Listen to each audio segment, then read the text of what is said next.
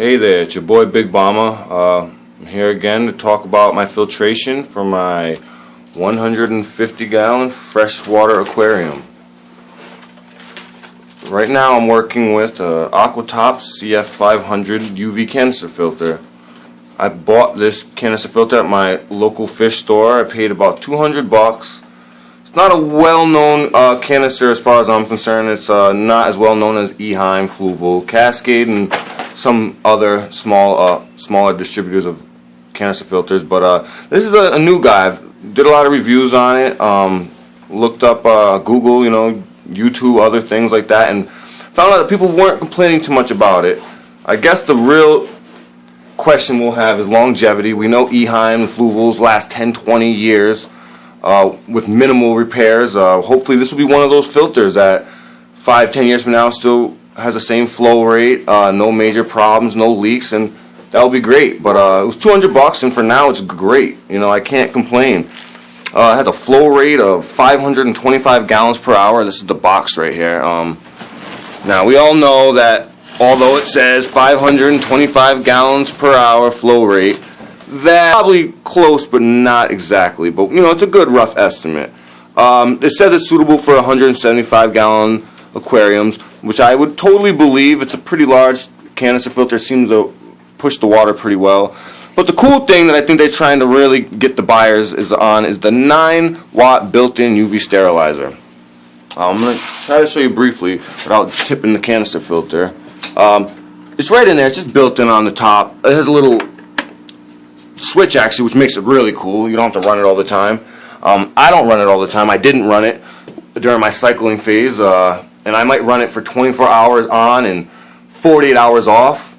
I've never used this UV sterilizer unless I had a saltwater tank, and I've had great success with my freshwater, so I'm just taking it as an extra. I'm not necessarily thinking that it's something I need or else my fish are going to die, but I do use it. I'm going to save on my electric bill and the usage of the bulb by just using it every other day or so. If I really overload my tank, then maybe I'll keep running it 24 hours a day.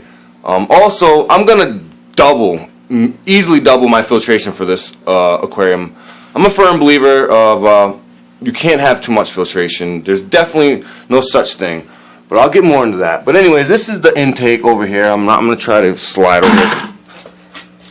I got a bunch of crap in the way. See the top view. It's pretty neat. Putting it together was a cinch. Really good, high quality hosing. The filter itself, felt like really good, high quality. It came with everything. The extra length in the hose. I have no complaints on the assembly. One thing, well, that's the return, which is really cool. A lot of them don't have the bar like that. All my friends really thought that was a neat thing to have the bar with it. But yeah, the only problem I had with this filter, which I think other people also had on the reviews I've seen, was the priming pump. I'm not unhealthy, I'm not weak by any means, but at first I thought I was going to break this thing.